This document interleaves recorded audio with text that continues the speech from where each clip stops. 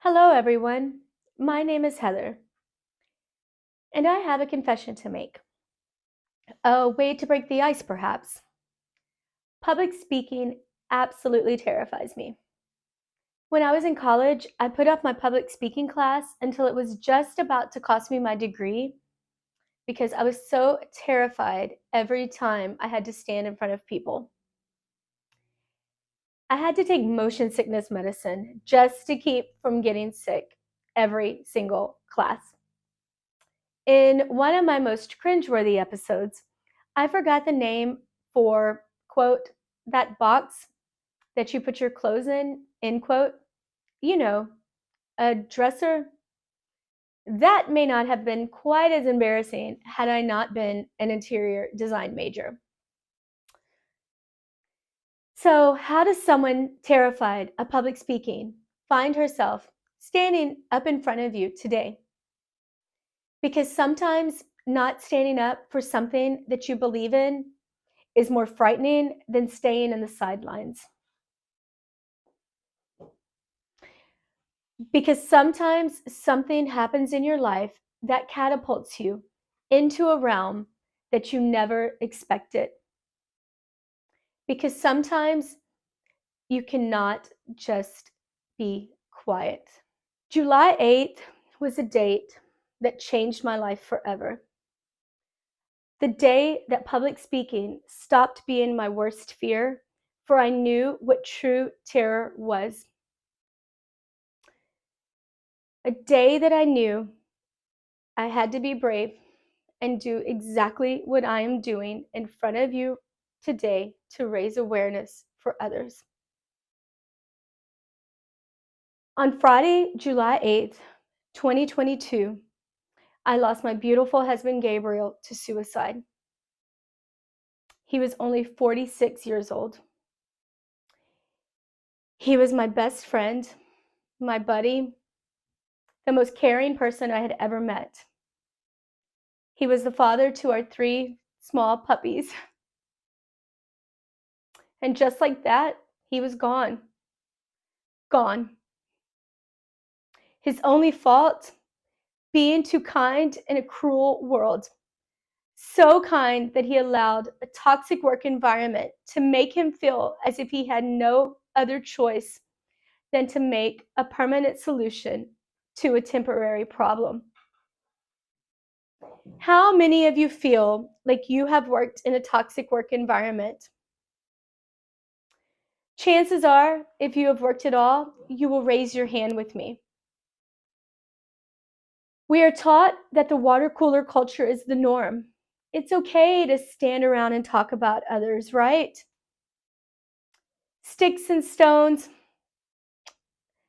blah, blah, blah. But no, words do hurt. Words do cause immense mental stress when we seek to bring down others, and words do, in some horrible moments, kill. Sticks and stones may break your bones, but words can still your soul. Words go so much deeper. Words get circulated over and over in your head. It's like the button in your car's AC, the one that recirculates the air, but it all stays trapped in that space. The button that I admittedly didn't even know existed until a few months ago. But unfortunately, I know all too well the buttons that words can push. Each year, globally, 800,000 people die from suicide.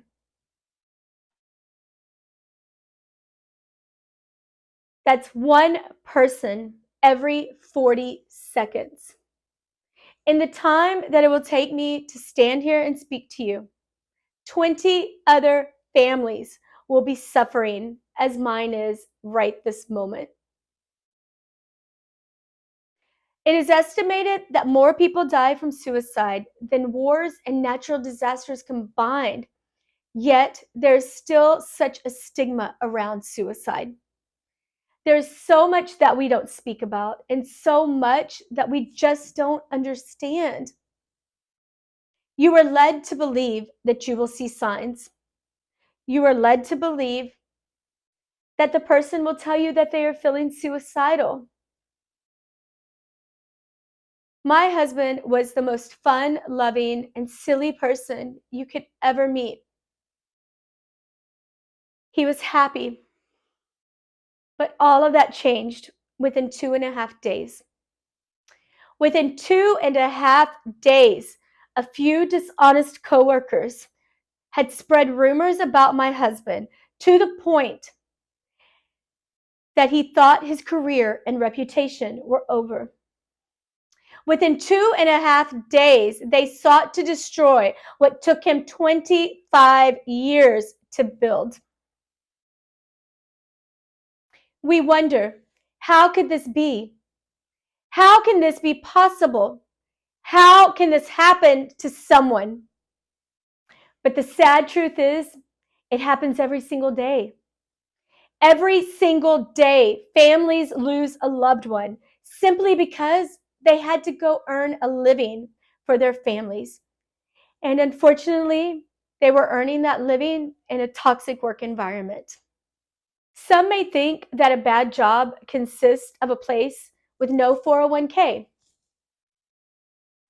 a low rate of vacation time, a high cost of insurance, having to work on site versus being able to work from home, while actually having to put on real clothes can be a little bit stressful.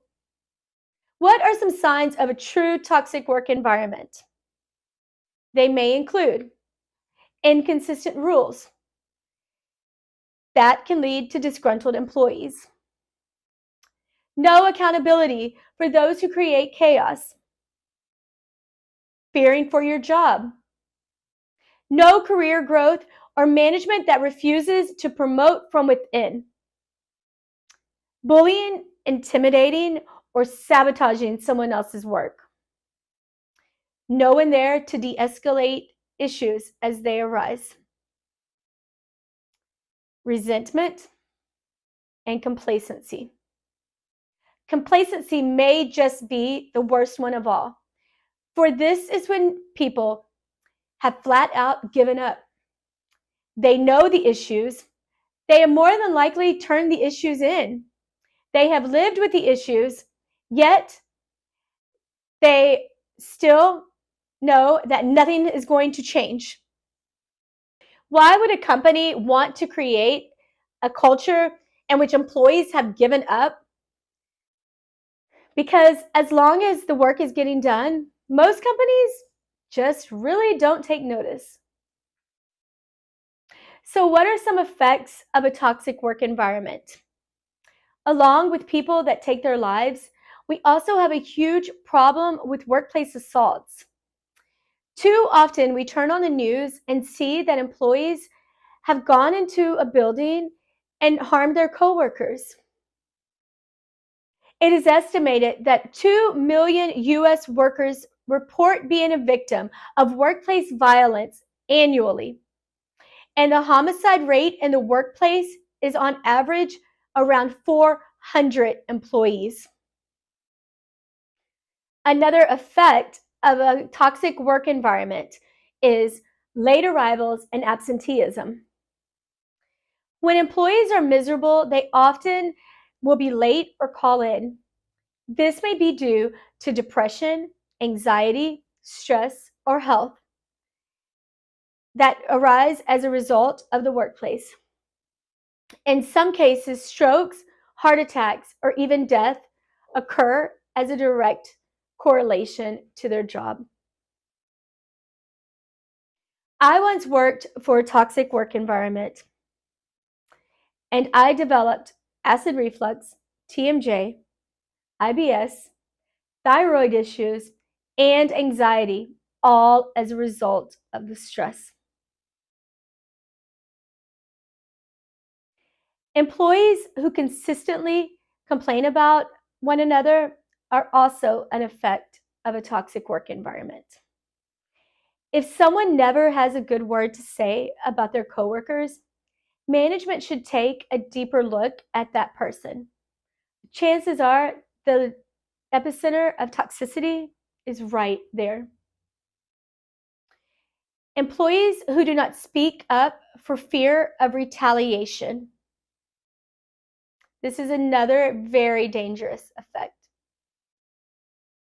Lack of open communication leads employees to not raising awareness before they escalate, before something can be done. How do we all work to create change in our environment? We can lead by example. Even if your role is not that of a boss or a supervisor or a director, you can still be empowered to lead other people. Lead by inspiring others to build each other up.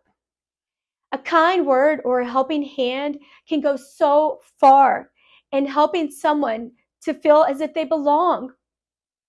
Be the person who answers questions without judgment. Be the person who dishes out the answers to a process or to steps that you give as much patience as possible to everyone you talk with. The quote by Maya Angelou always comes to my mind. Quote, I've learned that people will forget what you said. People will forget what you did, but people will never forget how you made them feel. End quote. Create an environment that shuts down gossip. An environment which this is not tolerated is much more effective in creating a safe and productive environment. If you yourself are happy to spread hurtful rumors, ask yourself why. Why are you so unhappy? Is there something that you can change, such as getting a new role in your same company, going outside and finding a different job, getting a hobby, or even speaking to a therapist so that they can help lift you up? Promote a culture of integrity. Integrity, as we know, is not just doing the right thing when it affects you. True integrity is when you see wrong being done and you stand up to fight against it even when it doesn't directly affect you. When it may even make you uncomfortable. When that feeling wells up in the pit of your stomach that you know you cannot stop yourself from speaking up. Don't wait on someone else to do the right thing. Don't expect the next person to handle things.